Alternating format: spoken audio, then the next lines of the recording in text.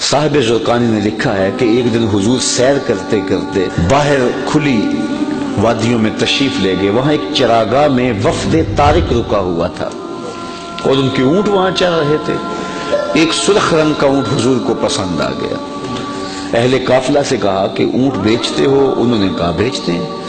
حضور نے پوچھا انہوں نے نہ بھی بیچنا ہوتا تو کہا بیچتے ہیں.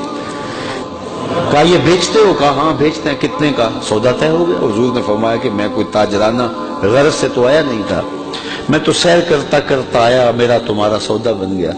اب یہ اونٹ مجھے دے دو اور میں اپنے شہر میں جا کر اس کی قیمت تمہیں بھیج دے. تو نے کہا میں منظور ہے.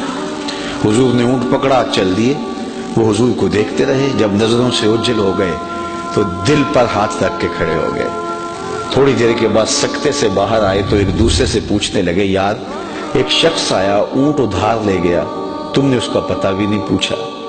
جب کسی کو نقد سودا دیتے نا تو اس کا پتہ آپ پوچھنے کی ضرورت نہیں محسوس کرتے, لیکن ادھار دیں تو یا آپ اسے جانتے ہوتے ہیں یا درمیان میں کوئی ضامن ہوتا ہے یا کوئی چیز گروی رکھتے ہیں.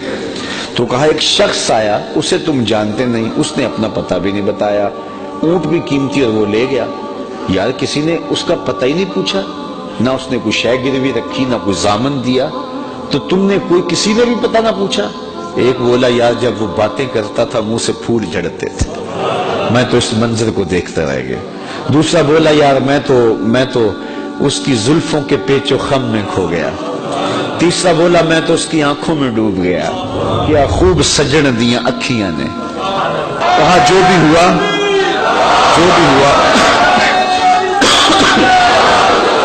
تم اس کے حسن میں کھو گئے اور وہ اپنے حسن کا جادو جگا کے تمہارا قیمتی اونٹ ہتھیا کے لے گیا. لیکن اگلے لفظ سنیے اور سینے پہ ہاتھ رکھ کے سنیے. جب انہوں نے کہا نا قیمتی اونٹ ہتھیا کے لے گیا, امام زرقانی نے لکھا ہے, کہتے ہیں جب انہوں نے یہ بات کہی نا تو اب تک خاموش بیٹھی قافلے کے سردار کی بیوی نے خیمے کا پردہ سرکایا اور ان سے مخاطبہ کر کے کہا انا ضامنۃ لسامان جمالکم لا یغدر بکم. اگر وہ قیمت نہ دینے آیا تو میں ضامنہ ہوں, قیمت مجھ سے لینا, خبردار کسی نے اس کے خلاف بات کی تو. کہا اچھا تو اسے جانتی ہے؟ کہا واللہ میں بھی نہیں جانتی.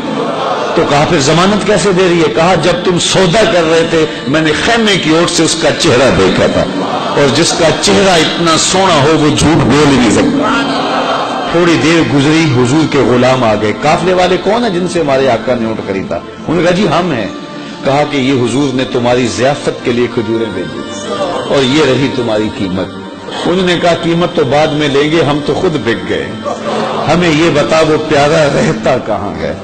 تو انہوں نے بتایا وہ کھجوروں کا جھنڈ دکھائی دیتا ہے, یثرب وہ مدینہ, یہ اس محبوب کا ڈیرا ہے.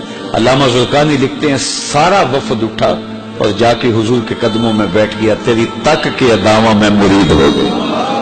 تو ایسا حسن اللہ نے اپنے محبوب کو دیا جو دیکھتا وہ دیکھتا ہی رہ جاتا. دیکھنے والے کہا کرتے اللہ اللہ, یاد آتا خدا دیکھ کے صورت تیری. دعا کرو اللہ ہمیں حضور کی زیارت نصیب فرمائے. یہ آنکھیں اس قابل تو نہیں ہیں لیکن مالک تو کرم کر, ہم تیرے محبوب کا نام لے رہے ہیں, حضور کی زیارت دے دے.